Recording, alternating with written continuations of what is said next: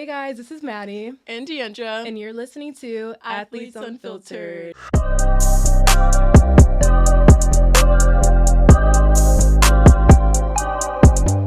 podcast where we keep it real, raw, and filtered about the real world of athletics. Where people come on our show and share their real experiences about their college experience.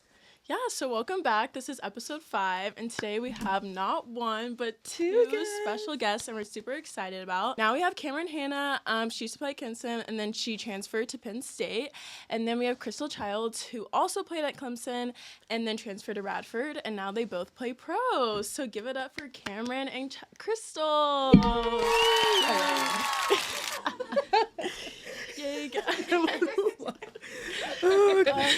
Wow, guys, thank you guys for coming. Yes. We're so happy to have you. Thank you for having us. Yeah, we're so excited. It's so nice to just have both of you guys on the show today and just hearing about your experience, because obviously we're Black girls in the community with volleyball, so you know how that is. I'm just so happy we have you both on our show today. Yeah, no, thank you for having us. We're so excited. I'm excited to be here. Yeah. Okay. You want to go first? Okay. Yeah. 3. Okay. Yeah. So we're gonna go like, we'll ask you some questions and then we'll ask you some questions and then y'all can just like honestly like chime in whenever. Okay, so both of y'all, how did you guys get into volleyball? How old were you? Kind of like what made you be like, okay, like volleyball is my sport, like I really love this. Like what kind of got you into the game? Yeah, so I started playing volleyball when I was 13. I felt super late, which is so crazy because I originally played basketball. Did that since I could walk. I swore I was going to be the first girl in the NBA. I wanted to prove everybody wrong. I thought I was going to be Stephanie. So after that, I played like both sports until 14 is when I got into like A5, which is like a really big club here in Georgia. And they were very, very like high level, intense trainings, like 3 hours every single day of the week. So I got to a point where I had to kind of pick which sport I wanted. And at that time, you know, it was my first like big team at A5. I was on 14-1s. I thought I was big poppin'. So I was like, I'm going to focus on volleyball. And I loved it. I missed a little bit of like the basketball atmosphere because like you said, you know, being a Black girl in like a predominantly white sport, I really missed like some of the culture stuff that basketball had, like a little bit of the swagger. Yeah. And you being like an independent person versus like volleyball is such a team sport. Like it takes all 6 people on the court. Yeah. So in high school, I still played both, but my junior year of high school is when I finally made that transition over just to volleyball to focus on like offers and getting into college. Wow, that's so nice. Thanks. So how about you? Okay, well, I had a little bit of different path because my mom played volleyball. So she played at like a small school in Chicago, and I kind of grew up not watching her, but like we would always go back and watch the games. And then she played like a rec league, and I would just play with some of the girls' daughters. And one day my mom was like, "You should play volleyball," and I was like, fine, okay, I'll give it a try. And then we went to like a local club that she knew some people at, and I started playing. I think I was 9, and I was on like the 10s team, and I was like, what do you want me to do? What am I supposed to do here? And I think ever since then I just kind of stuck with it. Like it wasn't really an option to like quit after my parents were like, no, you're pretty good at it, like keep going. And I was like, I don't really want to go to practice today. And they were like, no, keep going. Right. No, you don't. So yeah, they definitely like pushed me into it, but I'm so glad they did because they knew that I had a talent and they just wanted me to see it for myself. So that was good. Oh, that's so we love good parents. Yeah, I know. I didn't know your mom played volleyball. That's so cool. And like watching her, and she's like, now she thinks she know everything, whatever. She holds the block record at her college, so she's like, you need to get this outside hand around the ball, or like stop letting them tool your hand. I'm like, Mom, you are middle. Like, please stop talking to me about my outside hand, please. Oh my god. So yeah, it's funny. Like she thinks she knows everything, and then my dad like grew up watching her because they met in college, so he thinks he knows everything. And it's just like, that's crazy, cute. That's so But cute. they're amazing. Yeah. Like they're so I got to funny. sit with them when we were watching playing the Final Four, and they're the biggest, not just Camryn Hannah fans, but just like volleyball fans. Like it's insane. But I love it though because we have like supportive parents. Like that's your foundation. So definitely. Yeah. And so with like just with high school and club, can we talk about a little bit about your recruiting process? What made you go to Clemson, and like just talk about that. When did that start off? Yeah.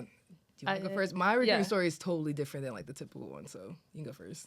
I think I started getting recruited when I was 14. And a lot of coaches, like, there were a lot of, like, Big Ten schools at the time, and I thought, I was like, I'm only playing in the Big Ten. I'm only playing, like, high-level volleyball. I'm not looking at anybody else. And then a couple recruiters, like, throughout my process told me, like, keep your options open. Like, you don't want to be closed-minded. Like, you might not know, like, who's going to open that door and create this big opportunity for you. And so then Michaela came along, and she was actually at University of Iowa at the time, and I loved her, but I hated University of Iowa. Sorry. I did. I was like, I'm not going to school in Little Iowa. Sorry. So then she actually got the job as head coach at Clemson, and she called and she was like, hey, like, I really want you to come see the campus. And I was like, I literally got off the phone. I was like, Mom, I don't know what this school is. I never heard of this in my life. I'm not going there. No. Yeah. My mom was like, well, we've never been to South Carolina. You might as well just go. Like, the weather's nice. You might as well just go. I was like, okay. I went, and I was like, literally, guys, 10 minutes on the campus, I was literally like, oh, this is really nice. Okay. So then, like, I think day 2 of our visit, I, like, sat down in the office, and Michaela, like, officially offered me, and I was like, in my head, I'm like, okay, I'm not gonna jump to conclusions. I got home 2 days later. I was like, Mom, I want to commit. I'm done. I'm done with everything. Because everyone else was kind of like, you're young. We don't know where you're going to be. Like, you're really good right now, but, like, you could peak later on and, like, not be as good. And I was like, okay, so you think my ceiling is, like, here? Like, that's disrespectful. And Michaela was the only one that was really like, you can be great, and I want to change this program, and I really wanted to be part of something like that. So that was part of my decision. Oh, wow. That's so nice. I'm happy they changed the rule to where you can get recruited later, because the fact that we were committing like at 14 years old and not knowing what you're getting yourself into was scary. And that's why, you know, I ended up where I was at. Also, choosing a major at that time, like, I chose an engineering major. Like, guys, I got 2 months into my freshman year, and I was like, I'm done. This is not for me. It sounds so cool in high school that you touch down on campus. You're like, no. I was 14, and I'm like, yeah, I'm going to make so much money. And I was like, who's doing this math homework? Yeah.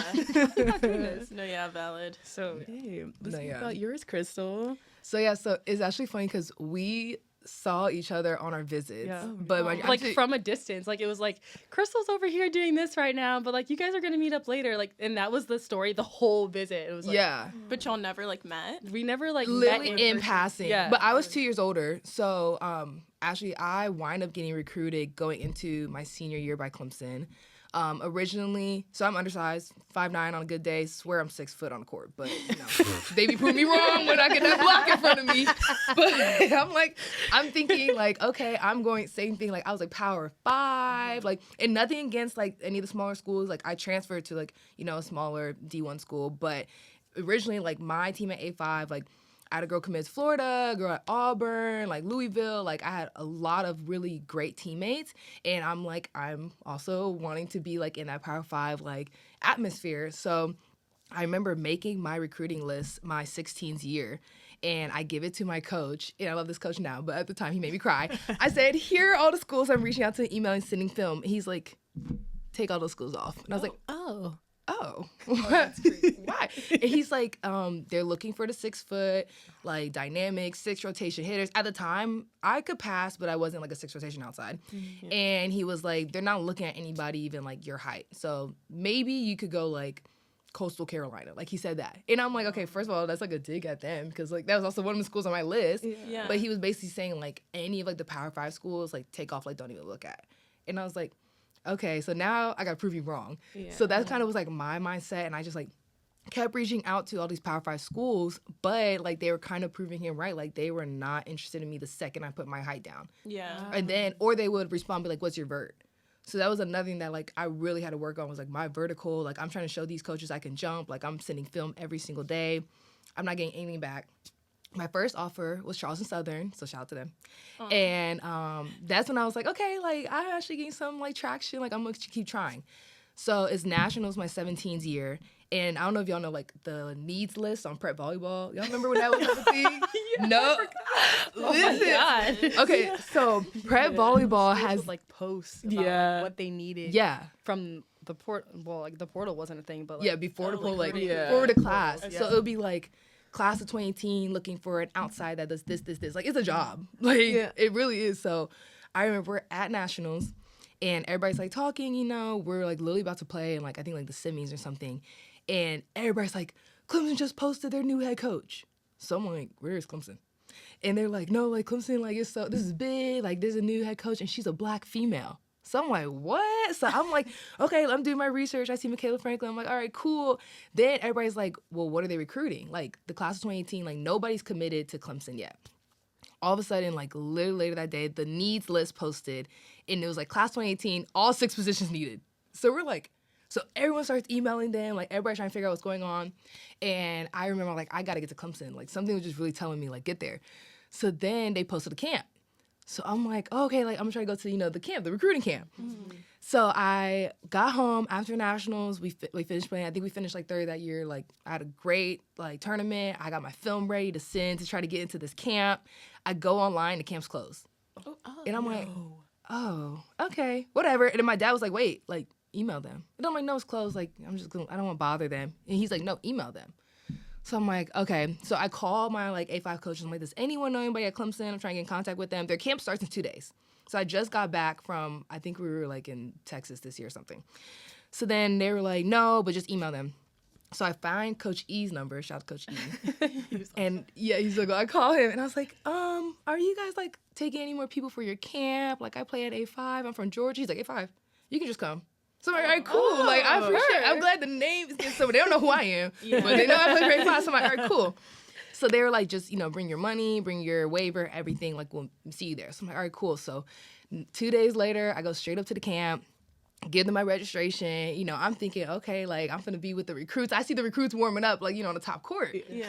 So they were like, all right, you're going to give your court number assigned and, like, go to that court. They gave me court 10. Oh. I said, oh, okay. That's cool. Is court 10 like on the other side of the recruits court? They're like, no, court 10 is in the other gym. So I'm like, oh, that's crazy. Yeah, so I'm like, dang, okay, that's fine. Like, I'm just gonna have fun and like really just make the best out of this. But I'm trying to get in front of the coaches. Yeah. So I go through the camp and like, I'll never forget this. I'm shagging balls like in between the drill because A5 taught us that. And I like picked up trash or something. And Coach Jackie, who's the head coach now at Clemson, came up to me. She's like, why are you shagging? And I'm like, what do you mean? Like, I'm trying to clean up, like, for everybody else. And she's like, oh, you don't need to do that. It's okay. So I'm like, it's okay. So I just put the, like, balls away. And she stayed to watch me. So, mind you, I'm in the back court of Fike. Like, Fike is our ox, like, our wreck. Oh. Yeah. So, Had, like, back. 6 courts, but it was the worst Literally. Yeah, the worst gym. So, I'm just, like, playing around. I'm playing middle. I'm playing right side. I'm playing outside. I'm just doing everything because, no offense, these girls like weren't the best. Yeah. So afterwards, she comes up to me and she's like, "Have you ever like passed? Like, have you tried playing libero?" So I was like, I mean, yeah, like once during high school, and I got subbed out real quick because I got ace. But if you want me to try it, sure. So then I get moved up a couple courts, and then they have me passing, and then Michaela comes in, so she's watching me pass. So thankfully I can pass, I'm just not a libero, so I'm just like going for everything. Mm-hmm. So afterwards, we're about to break for lunch, and she's like, I want you to come back to the main gym during lunch. So I'm like, why? But okay, come back. The recruits are literally about to scrimmage the main team. And she's like, hop in. And I'm about to play like the Clemson team. So I'm like, okay. So hop in. Thankfully, one of my teammates from A5 was also at this camp. That's another story for another day. Our coach helped her, but it didn't help me. But I was like, okay, Aaron, like perfect, someone I know. I felt comfortable. So we're just playing. Like, I'm just trying to like go as hard as I can. Like, thankfully, like God was real on my side. Like, I'm balling out. Like, I'm scoring on these big girls. Mm-hmm. So I'm like, I know. I was about to say something. Yeah, so I'm balling out. So I'm like, oh my gosh, like I'm so excited. The coaches are watching me. They're complimenting me. And then after that, they're like, stay with the recruits for the rest of the camp. So I'm like, all right, cool. Like, this is all I need. I just need to get on the court. So rest of the camp, I'm just having fun. Like, I'm literally just like playing with all the girls. I'm playing with Gabby, like the girl I wound up playing in Kosovo with, like this past pro season. And finished the camp. After the camp, Michaela Franklin gave out like awards. So she's like, we have a championship behavior award. This goes out to the best like person, player, teammate, like all around. And they gave me the like reward at the end of camp. Yeah, so That's I know. sweet. So I was so happy and thankful. After we finished, we're about to leave for camp. I'm packing my bag. And she's like, wait, I want you to come to my office. So I'm like literally about to pee my pants. So I call my mom, I'm like, Mommy, I'm gonna come out in a couple seconds. Like, I gotta go talk to the coach. So I run into the office and she was like, we are really impressed with your like work during the camp. We're gonna be honest, like we saw your emails, but like you didn't meet like the height requirement we were looking for. So we kind of like didn't pay attention, but like we would love to have you back for a visit like in a couple days. A couple days. Oh. Yeah. A couple days turned into two next day. 2 days later, 2 days later, she was like, can you come back? I think it was like Friday or something. So I was like, oh my gosh, yes, like I would love to. Thank you. Like I left the camp literally just feeling like on cloud 9. Come back a couple days, like took my visit and they offered me like literally within the span of like a week. And then I did the same thing. I got on campus, like I saw the like tiger print, paw prints on the ground, all the orange and purple, like love the girls. Like it was just like, that's where I needed to be. It was perfect. Yeah. You just feel it in your soul. It's like, Literally. And I was like, God like aligned this too perfectly for this to not be where I needed to be. Like, definitely. the camp was closed. I was in the back court. Like I was technically I feel nobody like on the radar. Such a God thing, like definitely. honestly. Yeah. And I feel like it's like such a testament too to like people who like aren't top recruits like coming out of high school. Like there's still a way you can still get to the school you want to go to. Like for me, like I was the same way. Like I didn't get recruited until like my junior year of high school. And then like somehow I ended up at Texas. I don't know how I ended up there, but like I just did. It was just like a God thing, you know? Yeah. And so I I feel like a lot of people can just like take away like don't give up. Like keep trying. Like even if you're not 6'3", like, you know, like you can still get to play Power 5. So. And I always say like you want to do everything even when people aren't looking and when you know people aren't looking because that's when people are looking for you. So and I had when you were shy. Yeah, that's crazy. It'd be the smallest things, and it's also something that it was like trained in me. So I didn't think it was anything extra, but to like coaches, like I say to people that always ask for recruiting, like they are always watching everything you do. Like if you were on the bench and you're pouting, they're gonna notice that. If you're on the bench cheering and going crazy, they notice that. Or if you're in the game making sure you high five everybody and making eye contact, like the smallest things they notice. So. For sure. I'll also say if you're doing it for the wrong reasons, like if you're really cheering loud because you know the coaches are there, like they know that too. Definitely. Yeah. Don't be doing that. I hate when I be seeing that. It's just like, oh gosh. Going over and beyond, like, relax, that ain't you. Like, that's We not never did that before. Right. Now all of a sudden you want to hit a 10-foot line because the coach is here, but you was hitting the back wall like 2 games later. Oh my god, I'm crying. No, yeah. So with y'all both being at Clemson, so kind of explain like how that was, like the highs, the lows, and what made y'all decide to transfer. Like let's hear both of y'all's stories about that. Yeah. I think for me, I loved the team, like the atmosphere at Clemson, like the people at Clemson really take care of you regardless of like if you're doing well on the court. Like we had seasons where we didn't win a lot, but like people on campus, like they still take care of you and like they care about who you are outside the court as well as who you are on the court, and that was important. Like I wanted to make sure that I was growing as a person as well as a volleyball player, and like I might not have been learning as much as I could on the volleyball court, but I really felt like I was growing as a person.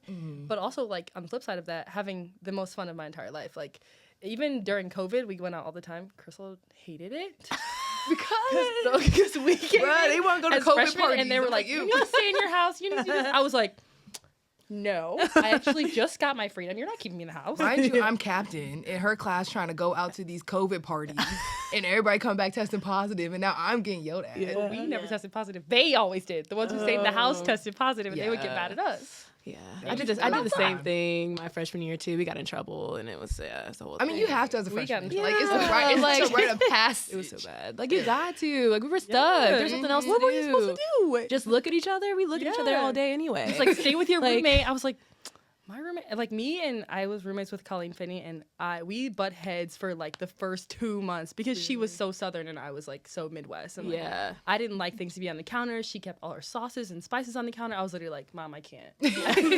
I'm gonna lose my mind in here with this girl. And she also got there a semester before me, so she knew all these people, and I was just like, I feel so left out. Can we just go out? Can we? But I think that was the best part. Like the people that you meet at Clemson are truly like your best friends. Like I'm playing here in Atlanta now, and like a few people from Clemson are gonna come up and watch the game. Like I always come here to see Crystal. Like you just make lifelong friends, and I know that's like a college thing in general, but I really feel like the people at Clemson are like different. Like they are truly there to take care of you and make sure that you have the best experience possible.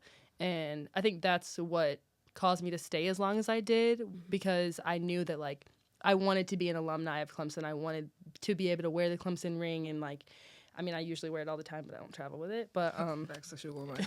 Sorry, I swear, I'm purple and orange. Like, I swear I am. But yeah, like, that's why I was like, even if I'm not having the best volleyball career here, I know that I have 2 more years after this. Like, I can stay and get my degree and then come back for alumni events and be able to say that I'm still part of this Clemson family, because it was really important to me. Yeah. And I think ultimately it just came down to, like, I really wanted to play volleyball at a high level, and I knew that if I wanted to play overseas, I had to play against better competition. And the ACC was great. Don't get me wrong, the ACC is moving up in the world. Yeah. But I don't think that the team that we had could compete at the level that I wanted to, and I ultimately wanted to win more. Yeah. So I had to make that decision for myself, and it was hard. Like, I lost a couple friends because of it, because people just don't understand that, like, sometimes you have to choose yourself. Oh, definitely. Especially, like, being Black. It's like, oh, why does she think she's better than everyone else? She thinks she has to leave. Like, that was really hard for me, because it was like, I'm not doing this because I hate you guys or because I think I'm better than you. It's because I want something better, and, like, maybe we're not on the same path with that, and that's fine. Yeah. But I'm not going to stay here and force people to be on the same path as me when I can go somewhere else and find people who are on the same path, who want to push me to be better every day. And it's not like, oh, it's fine. If we lose, then, like, we'll just go out this weekend. And I was like, whoa. If we lose, why are you speaking this into existence? Like, I'm still trying to win. Yeah, it was just, the mindset was just so different. And, like, once I got to Penn State, I realized, like, I think I had a moment with my parents where I was like, this is crazy. Like, the people here, like, truly want to be in the gym every single day. Like, 45 minutes before practice, they're getting passing reps, or just, like, playing random little games that, like, I didn't realize, like, the random little games that you play, like tennis and stuff like that, like, it really correlates into how you play volleyball, and, like, the touches that you get, like, just little stuff like that you don't realize when you're not at that type of program, that it was really important. So I'm happy. Yeah, those were good highs. Yeah. I guess going off of what Cam said too, like, definitely the biggest high at Clemson is, like, the family and the girls that I met there. So I got there in 2018, and my class, we had 8 girls. Like, we were a pretty big class, especially because that was Michaela's first year. So we were her second year, but we were her first year of recruits. So even then, like, we instantly, like, all clicked with each other, super close. Like, my friend's wedding is July 1st. Her name's Tori. She's our libero. And, like, I'm in the wedding. So, like, yeah, like, I literally have, like, sisterhood with, like, these girls that I met, like, 7 years ago now? And even the older girls, like, when we first got there, we were very much a split team. Like, it was underclassmen versus the upperclassmen. And I'll kind of, like, touch on that. I guess that was kind of part of, like, one of the lows. But, like, once we all got on the same page and realized we all were going through the same thing, because we went through, like, a really rough patch, we became so close. And, like, I still talk to these girls, like, to this day.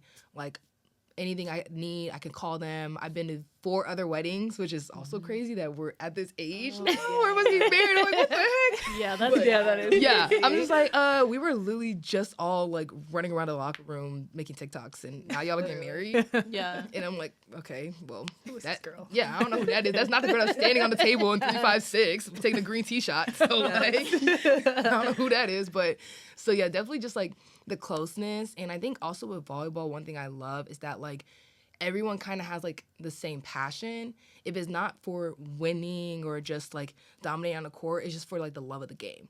And, like, I do wish the winning aspect was, like, a little more intense, I guess, at Clemson. Because we definitely got used to just being at the bottom. Like, we knew going into the season, all right, we're going to beat, sorry for everybody else that's hearing this, we're going to beat Boston College, we're going to beat Virginia, we're going to beat Virginia Tech. Everybody else is a toss-up. Like, that was, unfortunately, like, our, I guess, like, mindset. Like, as long as we beat these 3 teams, we're good. Like, no, we should go into, like, wanting to beat Pitt, wanting to beat Louisville. Like, the teams like UNC, Notre Dame, like, we want to beat those too. We shouldn't be like, oh, however we play that day. Like, no. So, I think just the love of the game, though, is what kept us, like, so close and such a high. And then also the community, like Cam said, outside of, like, our team. Like, all the athletes, we were super close. Like, I'm not gonna lie, we had a good time. Like, we were really close with, like, football, basketball, tracks. The softball team, like, when they first got to Clemson my year, they weren't in like season yet because they were like the inaugural team. So they were still building their stadium and everything. So we were like always hanging out with those girls, like always going to like the soccer games. Like that was something I wasn't used to in like high school and like, you know, just being in Georgia, like we're a very southern state, like you are focused on your sport all year round. Like you don't really do a whole bunch of like other stuff. So going there and being able to like watch a baseball game, I'm like, what the heck? And we're like playing at a baseball game. Really? We went to baseball games all the time. I would call my mom and she was like, "What are you doing?" And she's like, I'm at the, oh my God. I was like, I'm at the baseball game. And she's like, you don't watch baseball? Right. Like, no, I do now. I do. Yeah. But we're there to watch our friends. So, like, I think that was the coolest part about Clemson. Like, especially once COVID hit too, all the athletes were literally in a bubble together. So we all were just around each other. And, like, so to this day, we're friends with all of them. Getting each other sick. But we had a time, though. We had a great That's so time. fun. Yeah. And the parties, I'm not going to lie. Yeah. We had good parties. Because I think everyone had the same mindset. Like, you put so much effort into your sport, like on the weekends, okay, we're all gonna come together and like we understand as athletes like what we can and cannot do. Like we're not gonna be out here videotaping all this stuff and putting it on our stories. Like it was a community effort to like have a great time every single time we got together and not get in trouble. It was perfect. Yeah. Y'all didn't have that? Not like that. Really? No. We got snitched on by people who weren't even on the team anymore. Really? I was literally like, doing too much. Yeah. Now it's you're like, crazy. Yeah. I got snitched on by my own roommate once. Oh gosh. I was like, Oh my gosh. but yeah. Okay, Crystal. So kind of talk about like why you decided to leave Clemson in the first place. Yeah, so I guess this kind of hits on like one of my lows with Clemson. I definitely went through a really like hard patch my sophomore year. So like I said, my freshman year, like I had a really good year. Like I earned playing time. I was like battling like on the court and stuff to get on there. And then towards the end of my freshman year, I will admit I got in trouble. I really don't think it was that bad. Honestly, like some people classes. No. Y'all was worse. No, we were not. Don't say Y'all we. was- Don't say we. I don't like that word. Okay, not we. Actually, was no, good. Cam I actually was a wasn't good the girl. worst. Got No, it. but her class was bad. But I also was a junior, so I guess like now I understood what like our upperclassmen went through. Yeah. And we can touch on that. You're But welcome. yeah, thanks for the stress. Made us closer, I guess. But so end of my freshman year, I got in trouble. I went out on a Tuesday. One of my friends was transferring, and I didn't drink like at all my freshman year. And I was watching everybody's like drinks that night, and I had like one sip of alcohol. But since I wasn't drinking, like I had all the drinks in front of me. Yeah. Somebody recorded it and posted it on their page, which I just back to the athletes thing. We know better. Like I don't know why that was posted. Yeah. And talking about like the snitching, like one of my teammates snitched on me, my roommate, like I think at the time. The story was my roommate, someone else said somebody else. I never knew exactly who snitched, but my head coach found out. I was suspended my last game, which we made to the NIT like tournament for volleyball, so it was at the NIVC. And I couldn't play because I broke the 24-hour rule, which I will admit, like I was not supposed to be out 24 hours prior to a practice. We had practice Wednesday.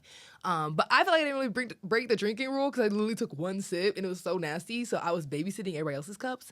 But anyways, after that moment, I felt like my relationship with my coach like completely switched. Like I just felt like she didn't talk to me. She didn't really like care for me. Now, outside of it, I realized there's a lot more internal stuff that like she had going on and like the program had going on, where it wasn't just like, oh, she hates Crystal Childs, like she hates me. But that's how it felt. Like I literally felt like she despised me. So then going into my sophomore year, I got hurt. I had a stress fracture in my foot. Put in a boot, went to Europe with the team, just like trying to be the best teammate I could be. And I just felt like anything I did, like I just couldn't like do good in her eyes. Like she would tell me I was like a bad teammate and stuff like that, but then email my parents being like, we love Crystal. And I'm just like, what? Like, so I definitely, well, I mean, like I went through like a depression because I'm trying to like, one, get back from this injury. Two, like I got back from the injury. Now I'm trying to like play again. And I played one set in preseason. Like we were in Minnesota playing like a tournament. Played one set against them. Rest of the season did not see the court until the end of season. I'm finally healed and healthy. Like I'm competing, like in practice, I'm doing well. Like I'm outside, so you know I'm like beating like some of the other outsides in practice, but then I'm also undersized and like I still was recovering, I was fully healed. So I'm like with the DSs, so I'm like literally like fighting in 2 positions. So I'm like, somehow I should be seeing the court. Like I'm not even like a subbing option like in her eyes at this point. So we played Georgia Tech, which I can't stand the jacket. Except when I'm practicing with y'all now, but before I couldn't stand the jackets.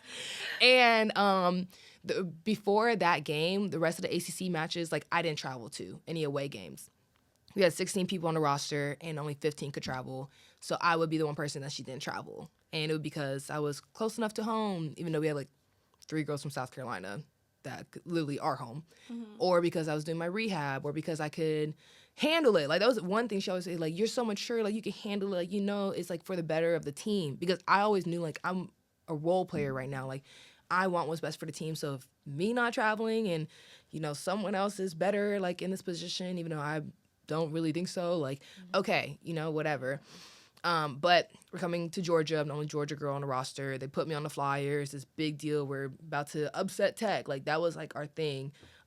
Because I don't know why we couldn't beat Tech for some reason, but this year was going to be the year, apparently. And every year was the year. I know, every year. And then what happened? We hear them big old marching band drums, and we serve out of bounds. Every year. So I get down there. I play in 2 sets. And after that, I'm like, okay, well, at least I got a little playing time. Like, I'm just happy to, like, step on the court. We lose anyways. And end of season, I'm like, okay, I want a red shirt. And she's like, you literally played your amount of sets. You can't redshirt. Your year's gone. And I'm like, what? Like, if I would have known that, I would have never said, like, yes, put me in this game. Like, or if I would have known that before getting to that end of season mark, halfway through season, I would have asked for that redshirt year. But that option was, like, never given to me. So as an athlete already, like, battling injuries, like, battling, like, being left behind, like, I literally felt like I see my team loading the bus, and I'm just, like, waving goodbye, and then I go get in my car. So I definitely went through, like, that little, like, depressional season, saw, like, the mental health, like, help, like, the sports psychologist that she was amazing. Like, I'm still friends with her to this day. But I wanted to transfer there then. And I remember, like, calling my dad, and I'm like, I'm transferring, I'm entering the portal. And the portal wasn't as big as it is now. Yeah. But this was before COVID, so this is 2019. It was very back then. Yeah, so back then, I'm like, I only have, like, half a season of film, and I didn't play this past year. I played, like, 2 sets, and then we got whooped in these 2 sets. So I'm like, and my dad's like, Crystal, like, you got to finish what you started. Like, you cannot let her win and, like, show that she's breaking you down the way that she is. Yeah. Like, and my parents are always like, unless someone is, like, harming you, like, physically, mentally, spiritually, which mentally I felt beaten up, like, I will say. But I also knew that, like, I still had control of the situation, and I'm going to do everything I can while I'm at Clemson to, like, get my undergraduate degree. Like, I was, like, president of clubs. Like, I have a great social life. Like, do as much as I can and not let her take the college, like, experience away from me. Yeah. And then hopefully, like, we'll see what happens after. So I really wanted to transfer the whole entire time. My junior year, the beginning of it, when they came, they didn't help. I was ready to go. But yeah, they were great. But halfway through, the coaching change happened, and we had Jackie, who's the head coach of Clemson now, and I will admit, like, she completely helped me find the love of the game again. So now I'm like, okay, I want to stay at Clemson. Like, let's do this 5th year. Like, I got it back. And I found out the previous head coach didn't save any money for anyone in my class to come back for that 5th year. So I'm like, okay, I got to hop in this portal. I'm absolutely terrified, but, everything happens for a reason.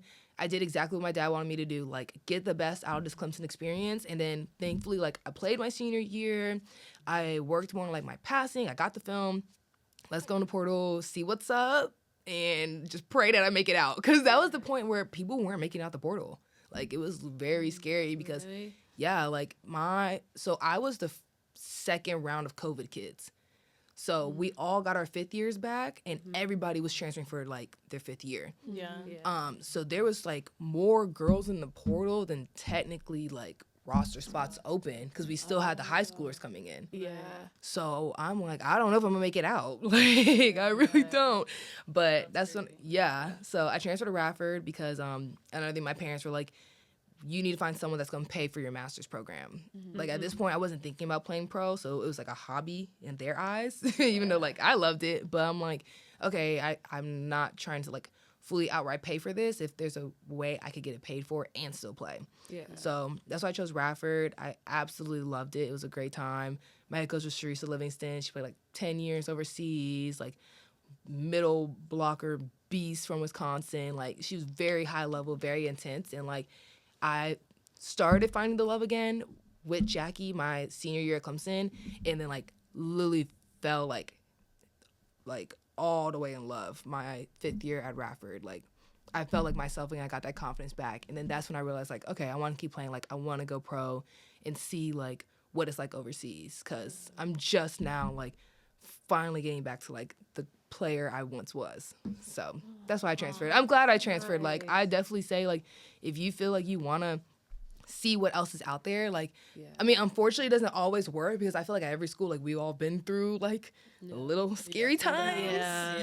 So it's not always gonna be perfect, but it's like you just never know till you try. So Definitely. Yeah, and I think it's like a good growth experience too. Like you learn so much from it, and it's like I don't know, like transferring, it's just like you feel like you have like a second chance again. Yeah. You know? Like it feels like you just like get a fresh start and like start over. And you know a lot more about yourself the second time around too. Definitely. Like that was the key part for me. It was like I know who I am and what I want to be now versus like when you were 15 and it's like I don't really know what I want to be. I still want to be a princess when I'm older. Like, I don't know. No, that's so real. Yeah, you could really be honest with coaches. You're like, this is what I'm looking for. If you can't give me that, then like I need to move on, or this isn't for me anymore. But like you could make that decision consciously. yeah. Okay, Cam, so kind of talk about why you chose Penn State when you were in the portal, and then kind of talk about your journey there and like how it ended. And we know it ended with an Natty, so yeah, tell us about that. Okay, well, I like had some familiar ties with Penn State from the start. So Katie recruited me at UIC when she was there as the head coach, but I didn't really want to stay close to home at the time, so that like was not an option for me. But I knew her previously before that too from like high school camps and stuff in the area, so like me and Katie already had a relationship, so I knew of her. And then Dan, the assistant coach, was actually my high school club coach's roommate. Sorry. I think that's. And so they kind of had a relationship. They were talking about me when I first like wanted to enter the portal, also my sophomore year. But obviously I knew at Clemson that I wanted to stay and be an alumni. So I stayed, stuck it out. And then when I did enter the portal, like they were one of the first schools to reach out to me. And I was like, oh, shit. Okay. Okay. But the first time around, I really didn't want to go to Penn State. Like, they recruited me when I was younger, and I didn't really want to go to school in the middle of Pennsylvania because I knew it's kind of in the middle of nowhere. I was like, it's not really going to be fun for me. But I also knew in the back of my head that, like, okay, the second time around, it's not about fun anymore. Like, I want to be a pro. Like, I have bigger goals. Like, I'm not going to this school to party or whatever. So, like, that was a factor for me, but not really. Like, it was in the middle of nowhere, but I knew that it would help me focus. So then they weren't like, I wouldn't say they were top one and like no one else was touching them, because I definitely had other offers lined up. And I told myself when I went there that I was not going to do the same thing I did at Clemson and like commit right away and like be very hasty about it. But I got there and I actually got on my visit with Taylor and Zoe at the time, and I got in the car and they were like, so you're going to commit, right? And I was like, oh my God. No, like I'm not ready for that. And they were like, you'll know by the end of the night. And I was like, okay, whatever. Like, I'm not committing today. I'm not committing while I'm here. I'm going to go home. I'm going to take my other visits. Like, it's going to be fine. I honestly told schools that I was going to wait until like March to commit, because I was like, I'm taking my time with this one. I've got nothing to rush. So then the next morning after like going out with the girls, like Katie picked me up and she's like, so how was your night? Blah, blah, blah. And we were just talking about like how I liked the school. And I was like, so Katie, I'm going to commit. And I was like, oh, why would I say that? Where did that come from? But I did. And I actually like cried at the airport because I was also looking at UCF, and I'm like big Disney person, like have always loved Florida. Like, who doesn't want to go to school in Orlando? So I was like, this could be perfect for me. Like, I go to school in Orlando. And like, they were also like, they were a team that was looking for a come up. Yeah. And I was like, okay, this could be a really good place for me. But at the same time, I knew like, I didn't want to be the player that like everybody relied on. Like, I wanted other people that I could feed off of, and I wanted people that were like-minded, and I didn't want to have to mentally exhaust myself to get my team to be on the same page. And I don't think that necessarily all the girls at UCF were like that at all, but I just didn't I felt like the program was going in a place where they needed that it girl again. Yeah. And I didn't want to do that. Like, I wanted a balanced offense. I didn't want to have to sacrifice my body every single game or, like, go through the mental of, like, being that girl all the time, every single game. Like, I wanted people I could bounce off of. So, yeah, I was going through the recruiting process. And before I even went on my visit, Jess actually texted me after she committed. And she was like, hey, girl, don't know if you remember me, but, like, I really hope you come to Penn State. Let's go win a natty together. And I was like, don't worry. There's my like-minded person right there. Okay. There she is. I love it. So then she committed and Matt committed. So I knew the class I was going into. And so I knew ultimately, like, when I committed, I was making the right choice for my career and the player that I want to be. Like, I knew I was going to surround myself with people that were going to push me to be the best I could be every single day. And if I wasn't that person, then, like, they were going to tell me. Because, like, the stigma was, like, Jess is the kind of person who's feisty and she's going to tell you what's up. And I was like, am I really ready for that? I don't know. And, like, Mac was kind of the same way. So, like, knowing that I was going in to play with those players, I was like, okay, this is going to be a challenge. Like, I'm going to have to face some different things and figure out who I am as a player. And they really forced me to figure that out. Like, in the beginning, I wasn't really a leader. I just kind of sat back and, like, let them do their thing. And I think they knew that I had a lot more to say than what I was saying. So they really pulled it out. Like, they were like, if you have something to say, then say it. Like, I was like, okay, fine, blah, blah, blah, blah. And so I liked that they let me have a voice. But I didn't have to be that, like, that player that was always yelling at people or, like, just the bad leader, if that makes sense. Yeah. Like, it never had to be that way because we could all balance each other out. Like, there were certain aspects of the game that Jess knew better than I did, or Mac knew better, or Allie Holland, who I was friends with for a long time, and she told me to come to Penn State, like, years before this. She was like, you need to come, you need to come, you need to come. And I was like, girl, I'm not coming to Penn State. Let's be serious here. But I ended up doing that, and it was just great. Like, that whole class was great, and I think it was good to have people like Allie and Maddie who had Russ as a head coach for a long time because they could really give us the culture. Like, obviously we work hard and we were all high caliber players who knew, like, how to be good, but, like, how to be good inside of a program where, like, you've had a lot of success, but, like, the last couple of years we didn't. So we had to kind of figure out, okay, what is our motto and who are we as a team versus, like, oh, there are all these Olympians that used to play for Penn State, or, like, oh, are these people that, like, really want to see you guys succeed, or how are you going to be that person? And we're like, okay, we don't have to be that person. Like, we make our own culture with the pieces that we already have. And, like, that is what pushed us into, like, this year. We knew coming in, like, we were going to have some interesting pieces. Like, we had Izzy. She was a freshman, and we were like, we don't really know how this is going to go, right? Like, and we didn't really have, like, a backup behind her, really, I think. Like, nothing against our other setter on our team, but, like, I think our coaches were very dead set on, like, that being the case, and we were okay with that. We knew she was great, but we knew, like, there were going to be challenges there, so we all, like, had each other's back in every situation. Like, there was a time during the natty where I shanked 5 serves in a row. Like, they literally put me on the line, and they were like, force her to serve you down the line, and if she's going to miss out of bounds. She never missed. She bow, bow, bow, bow. And I shanked every single one into the stands. And I was like, and then I finally passed one. They snapped me the ball. I got blocked. It hit me in the face. I was like, get me out of here right now. Literally, get me out of here right now. But, like, I went up to Jess and I was like, bruh, I'm really struggling right now. Like, I need your help. And she was like, no, bruh, you're badass. Like, you don't need me, but I'm here for you. Like, I have your back. We're going to play this game together. You don't have to do it all by yourself. And that was the moment I knew, like, this is the moment that I wanted to be in. Like, I didn't want to be in a moment where it was like, everything's on the line and it's only you. Like, the ball's going to go to you every single time. You have to be great. Like, and that's great to some people, but, like, I didn't want that anymore because it's mentally, like, exhausting. You can't have fun playing like that. And I wanted to, like Crystal said, find my love for the game again, like, because a little bit of that went away when I was at Clemson. So I think that's what, like, that mentality and just, like, being able to be there for each other and, like, having our culture pushed us to, like games like the Nebraska game where we were down 22-16, but, like, none of us thought the game was over. And that's a moment where most teams would be like, all right, well, now we start saying our goodbyes, and, like, this is the end of our season. And we're, like, yelling at each other on the court. Like, Izzy's a freshman, and she had a moment where she was just, like, overwhelmed, and, like, she's about to go back to serve, and I literally pulled her in, and I was like, Izzy, you need to get your head in the game and play for us right now. And she's like, okay. And I went back to the net and I was like, she's either going to freak out right now or this is going to be really good. It could be either one.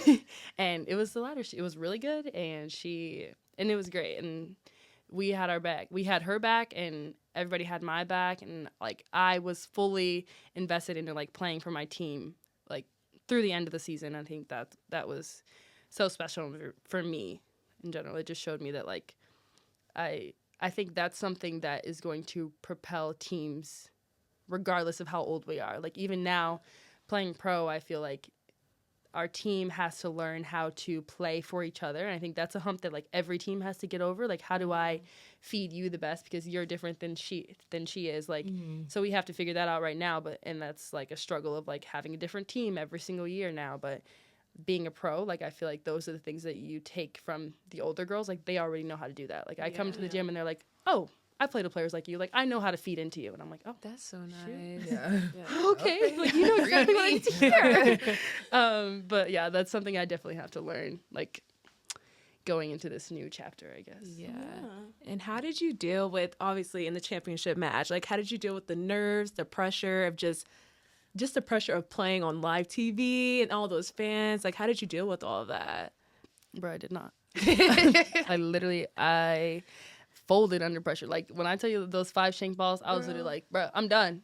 Get me out of here. No one remembers that though. Like I don't remember that. That's what's so crazy though. Like you literally did so good. Like I don't remember you doing that. And that's crazy because that's like the one part of the championship game that I remember. Like the only other part I remember is like I was standing on the bench and I was next to Taylor, and we were both like the one rotation we were both out and we both like looked at each other and we were teary-eyed. Like both of us were teary-eyed because we were just like looking around at the stadium, like all the people, like all the banners, like everything that was going on, and we were just like, wow, like this is real. Like we made it to this moment. Like we've dreamed of this moment forever. And like every game we had leading up to that moment, like we were boo-hoo sobbing because we were just like, oh my God, like we're literally doing this right now. Like after the Elite Eight, it was like, okay, like Taylor had only ever been to the Elite Eight, so for her that was like her moment of like I'm finally past this. But like that was my second time ever being in the tournament, so I was like, this is so crazy. What am I doing right now? Like I'm just fangirling the whole time over like our team. But yeah, our teammates looked at us and they were like, can you guys stop crying? Like we're not losing. Like what's going on? And I'm like, no, we've just like dreamed of this moment forever. Like so it was like a lot of less nerves and more like, oh my God, I'm in this moment that I've dreamed up for so long and I can't mess it up. Like it wasn't like I'm nervous to play in front of all these people because truthfully, when you're on the court, the people get drowned out. And I will say those Louisville fans are crazy. Like, though they like every time they got a point, it was like silent. Like it was so loud that it was almost silent in there. I don't know if you like experienced that, but it was is their like, hometown. That's what I was saying. Like chill out. God. Can we get some Penn State fans in here, please? We was repping y'all in our little corner.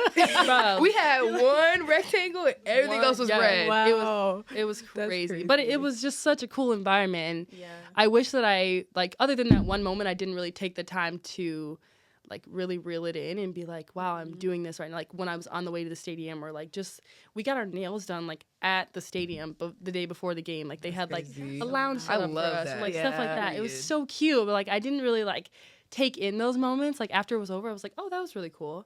But I wish that I would have like sulked in that moment a little bit longer, knowing that I didn't have a lot of time afterwards to be like, oh wow, we just did that. Oh, we just won a natty. Like I was like, on to the next. Now you're winning. Now you're going to play pro. Like it was all very crazy times, but I wish that I would have soaked it in a little bit more. I think that game was such an iconic game, or just like such a big staple for like women's volleyball. Like, especially because like no one had y'all winning. Guys, so 8.8% of brackets. That's crazy. Yeah, but you could tell you guys really wanted it. Like watching y'all like compared to other people, like y'all all had like the same like fiery like look. I was like, oh yeah, they got it. It wasn't even just like fire, like it was just like heart. Like, that was like, an image of what college volleyball is supposed to look like. You know? It's like more like a team vibe compared to other like teams I've watched. Y'all just had like that team chemistry that seemed so great. That I was like, this was so awesome to watch. And I will say, like, we weren't like best friends, and it was funny because everyone would come up to us and like that was the perception, like your team is so close and you guys are best friends, and we were like, we go home every day and we don't talk to each other after. It wasn't like we didn't like each other. It was just like we were different people and we were okay with that. But we were like, when you get into this gym, like, this is our goal and we're working towards this goal together because we're a team and like we know what we want to do. There wasn't like a conversation about what are our goals. It was like, you're coming here, this is your goal. That's it. Like, we're coming here to put this program back on the map.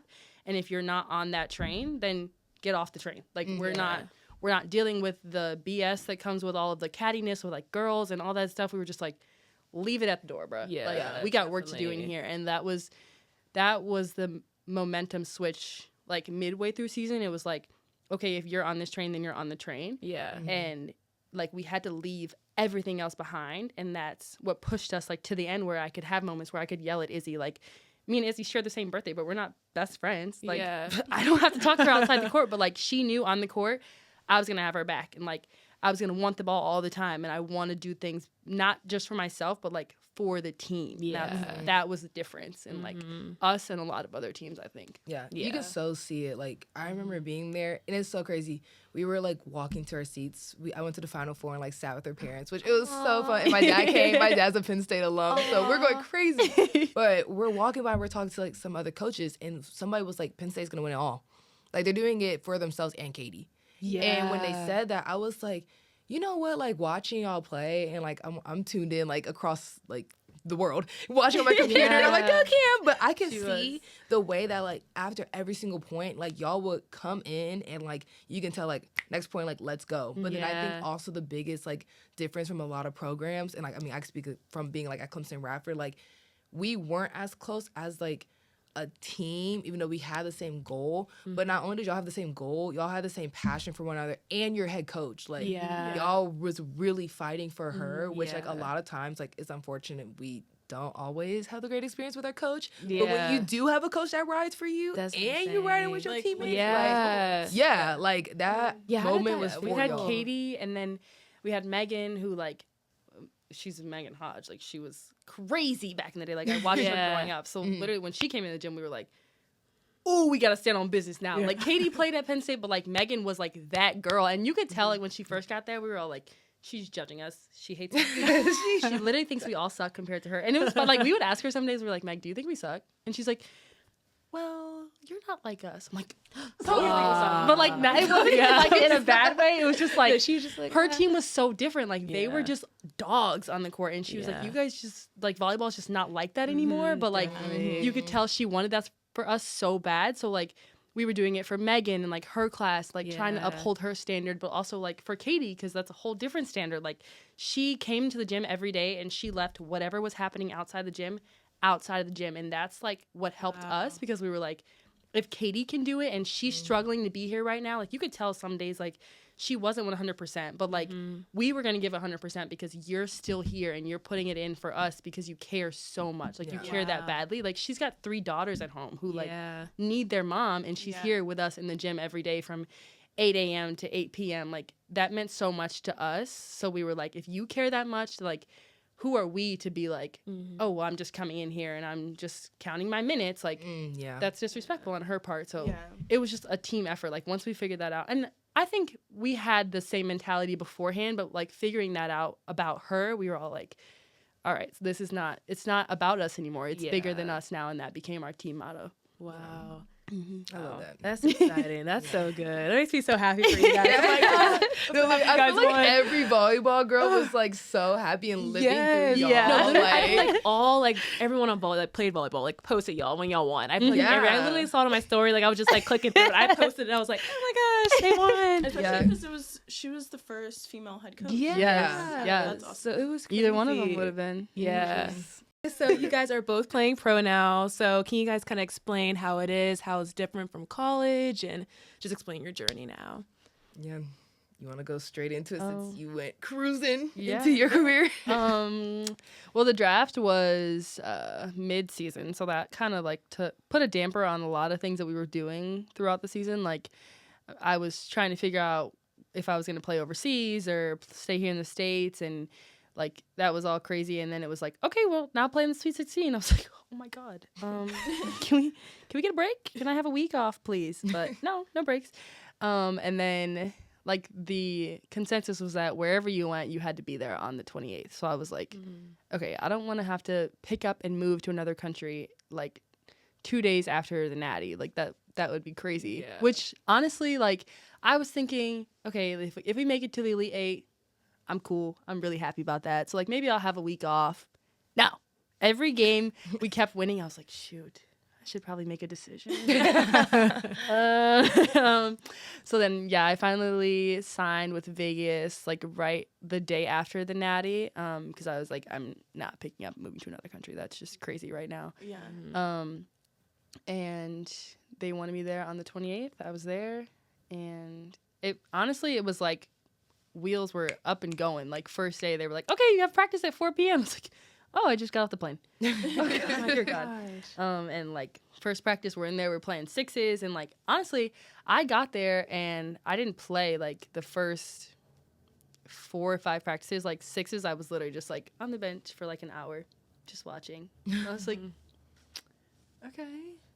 I'm like, I wasn't being cocky about it, but I was like, so why did you draft me in the first round if you're gonna just have me sitting here? Like, what are we doing? But I honestly, like, after a week, I was like, you know what? This is my learning curve. Like, I'm supposed to be here to learn from these players who are so experienced. Like, we've got players who played in Korea and Peru and Greece and Italy, and Alicia, who has, I think she has a medal, or she played in the Olympics twice. Or yes, and she's got 3 kids, so she's in here just grinding. And she's like first one in the gym every day, last one to leave the gym. I'm like, oh my God, I don't even have kids. Why are you being so long? But like, I loved just like being a part of that environment. So like after I just embraced it and I was like, I'm here to learn, then I feel like that's when like the tables turned and I was like, okay, I'm just working hard. Like I'm just having fun, like learning the game again. Cause like in college, you're not really learning anymore. It's about wins and losses and upholding the program. So it wasn't about like, oh, I'm going to take today to really work on this shot, or like I'm going to really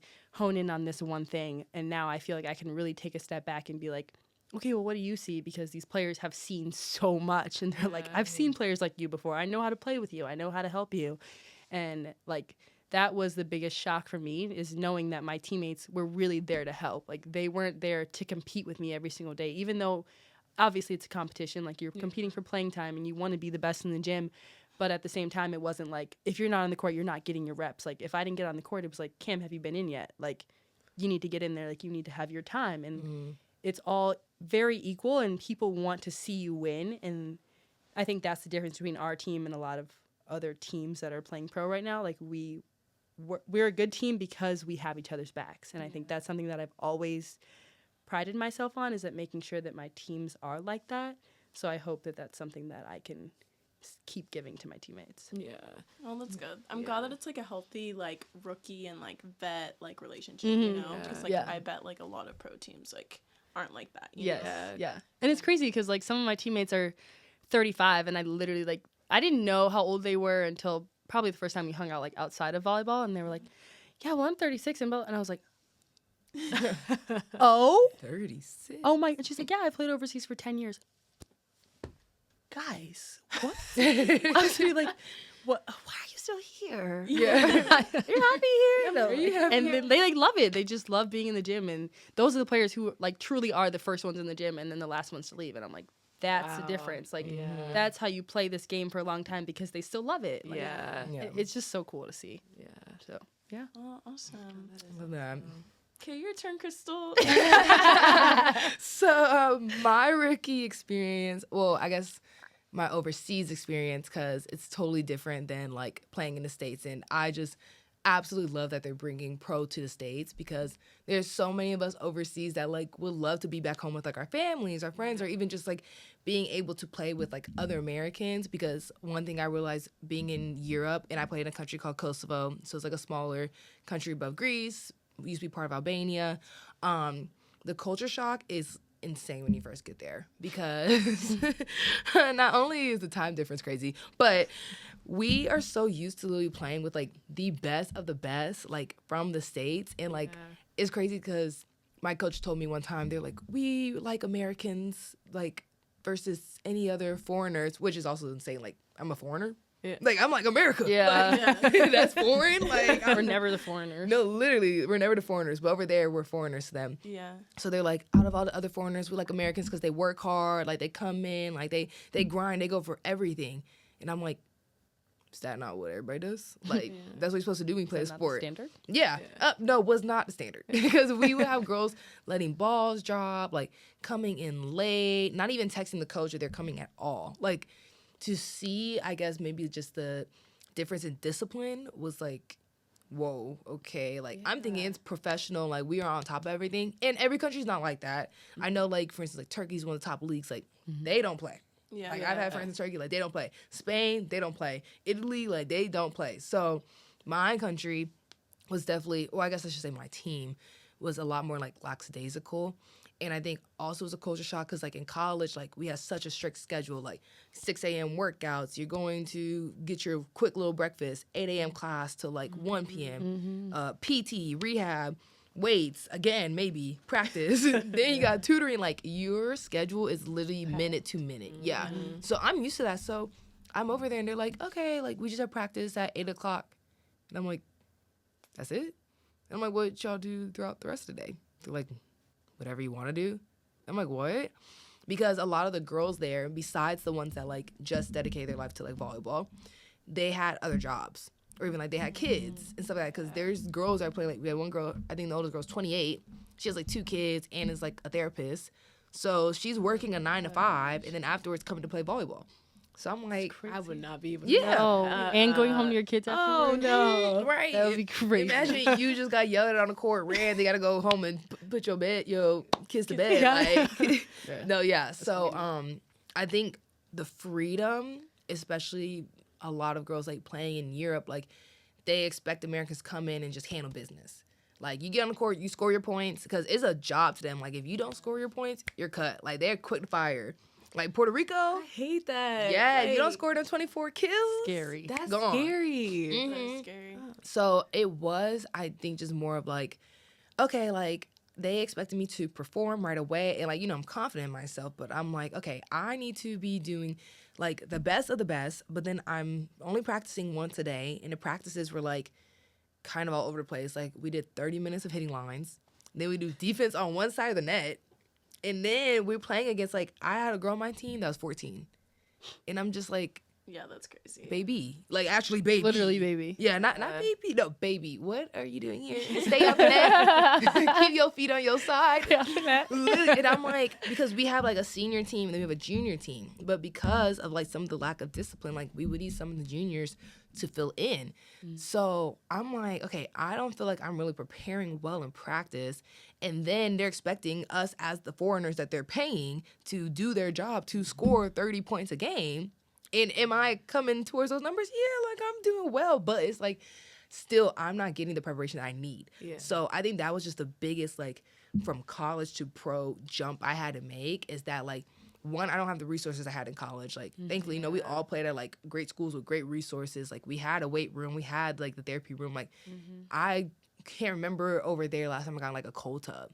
And that was mandatory at Clemson. They did not play with a cold tub. That's Yeah. the only, Hated like, a that's the cold perception tub. that I've gotten, like, about pro is that Yeah. they never have ice. Like, ice Yeah. is not a thing. Yeah. No. I'm like, oh, It's or, like, not. rehab or anything. They don't really take care of their bodies. You kind of do it on your own, right? Yeah, so, So like, you guys don't have trainers? so we had, like, one trainer that if we were at games, if something were to happen, at practices, they never came.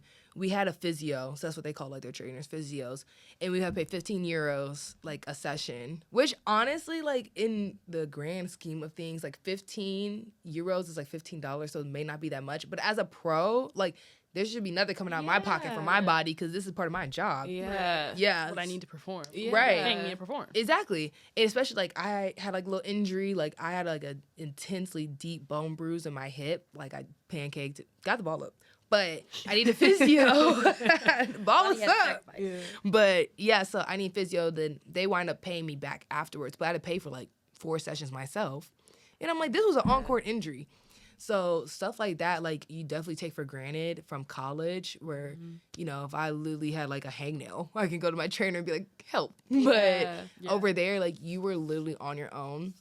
Thankfully, I had an amazing American roommate. Her name's Maddie. She's from Oregon, and I love her. and she kind of helped me with like getting used to everything because she was there a season before, but it just was not what I was like expecting. With I guess just like preparation side. Yeah. Outside of that, absolutely loved my experience. Like, I loved my teammates. They are so sweet. I still talk to them to this day. The food was great. My apartment was nice. We was in the club. They loved it. They called me Beyonce. Yeah, how was the club like? I kind of want to know. Yeah, people. No, they were like, Beyonce. And I'm like, Yeah. y'all know I'm not no Beyonce, but thank you. Yeah. Yeah. How was like the clubs like? I kind of want to know like how that was. Yeah, no, the club life was actually cool. So where I was, so Kosovo is a part of Albania technically, and they just recently got their independence in '99. So it's a very young country. But the city I was in is called Ferizaj. Pristina is their capital. First of all, it's so Americanized because we helped them win the war. So there's a Statue of Liberty in the capital. What? Yeah, Wow. our gym was called the Bill Clinton. And they had a picture of Bill Clinton hanging from the rafters. And we called it Billy's house. We like, yo, we playing Billy's house tonight. Yeah, no, they love Americans. So the clubs were very Americanized. Like, they playing, like, English music. Yeah. Like, they had swag. Like, the guys, you know, they wearing Jordans, jeans. Like, I ain't gonna lie, some of them was foreign. Oh. Yeah, some of them Albanians was foreign.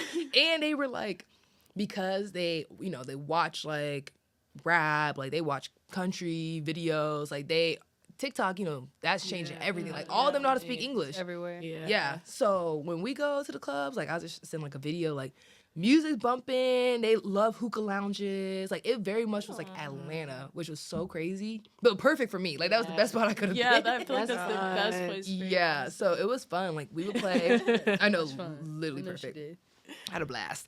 But they gave me a little section, put Chris on it, and then they gave me a little stash that said Miss Albania. I said, Oh yeah. What do you guys want to do for your career after volleyball? Like, what are you guys into? Your hobbies? I don't want to do Volleyball nothing else forever? but play volleyball. peace, love, And volleyball. That's honestly, yeah. I want to. So my like full dream is to have kids. So like pretty soon, so that I can like take my kids with me when I travel the world, and like they can learn different languages and like grow up traveling with the game and hopefully follow my footsteps. But I won't force it on them. But yeah, that's like my whole goal. So I want to play volleyball for at least like another 10 years if my body's willing. Yeah. Oh wow. love that. I'm manifesting. Yeah. Yeah. For you. Yeah. Thank you. You need to see little Kimmy and little Cam just passing the volleyball on the court somewhere. Yeah, literally. Kids, don't get hit. Y'all go get on the inline. Yeah. Yeah, I don't want to play for 10 more years. I do want to keep playing, so I'm hoping like max 5 more years, for sure.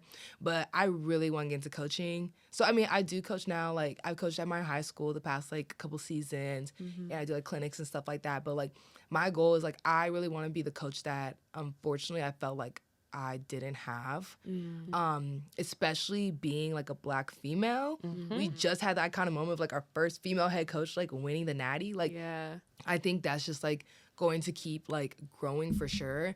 But I feel like we still don't have like that actual like representation of like a Black female like head coach. Like, you see like the Dawn Stanley like of USC, like she's killing it. Yeah. But I think what draws the players to that program is just like her. Yeah. Like, she's a dope coach. Like, she's cool. Like, she's with her players. You know, I don't play at USC, so I can't speak too much. Like, that's what it looks like from the outside. Yeah. But, like, for that example, you never know what goes on behind closed doors. So, like, for my class, like, going to the first, like, she wasn't the first Black female head coach, but at Clemson, we're thinking, like, oh, my gosh, this is going to be so much fun. Like, I'm going to get represented. Like, she's going to have my that's back. special. Yeah, so exciting. Unfortunately, that just, like, was not the case. Like, you know, we went through, like, 2020, like, during, like, Black Lives Matter and all that stuff. And, like, I just did not feel like I had, like, she had my back in that situation. And, like, God forbid anything like that happens again in the future. But I want to be the type of head coach that, like, all my players, like, white, Black, Hispanic, Native American, whatever, like, whatever you, you know, identify yourself as, like, at the end of the day, you're still a female in this sport, and I want to be there for you and, like, also change the game. Like, I love how now girls are being, like, dominated, like in all like sports, like basketball, like everybody's like getting after it, and it's not just like, oh, you're a girl, be cute, or you play like a girl, like bro, we not with that no more. Sports are on the come I'm so literally tap in, check. Everyone watches women's sports. Yeah, so I definitely want to be a part of like that and like create my own legacy coaching. So I'm really excited, and I'm also modeling right now, so I'm trying to like stay tuned with that. And my mom used to model, so I kind of same thing. I guess you were saying how you want your kids to follow. Like my mom had that like always like ingrained in me when I was younger, and I really want to follow because I just think our bodies are so beautiful, and like our power is like within ourselves and stuff. So like I love just like the artistry of like the modeling world. So I'm kind of tapping into that right now. Okay, so, yeah. So hopefully we see me on that Nike campaign. Yeah. Yeah, we post. Okay, so now we're going to do some rapid fire questions and just say random things or whatever. Okay. So what's one thing fans don't know about you? Ooh, that's a good one. Wait, like the Clemson fans or just in general? Yeah, just like in general. Anyone. Yeah. Like, what is something that, like, a fun fact that a lot of people don't know about you? Yeah. I have 15 tattoos. That's a good one. Yeah. I know that. I don't really show them off because I don't want people to see them, but they're for me. They're not for y'all. But I do have them. My fun fact. Wait, no, dang it. I was gonna say I'm terrified of bugs, but like people know that. Like it's so a lot of people know that. Yeah. People know it's so obvious because I literally will cry and run away. Yep. That's why we're friends. But okay, my fun fact. Yeah, it was disgusting. I'm ambidextrous, so I can hit with both hands. Oh my gosh, that's so cool. Thanks. Yeah. So sometimes when the ball gets a little too far past, bring it back in. I have seen that. But it's like a superpower. Yeah. Thanks. I wish. Okay, what is your go-to pregame hype song? Oh, that's a good one.